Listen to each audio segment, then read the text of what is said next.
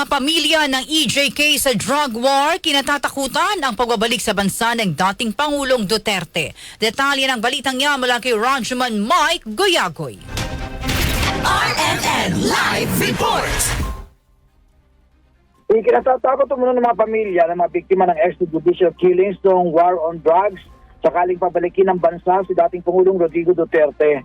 Ayon kay ICC Assistant to the Council, Attorney Cristina Conti, kinatatakutan ng pamilya ng mga biktima na mabalikan sila dahil may impluwensya umano ang mga Duterte.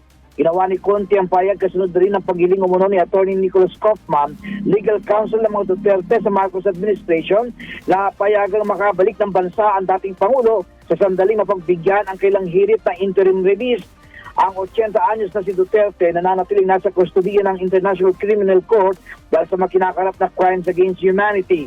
Itong Agosto, inulit ng kampo ng mga Duterte ang kahilingan sa ICC para sa pansamantalang pagpapalaya kay Duterte sa isang hindi tinukoy na bansa na napapailalim naman sa ilang mga kondisyon na itinuturing umunong na angkop.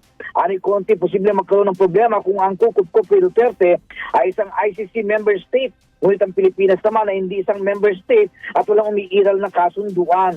Anya, baka di magarantyahan ng naturang ICC member state na hindi nila palalayain o kaya naman ay mapabayaan na makatakas ang detainee na si Duterte.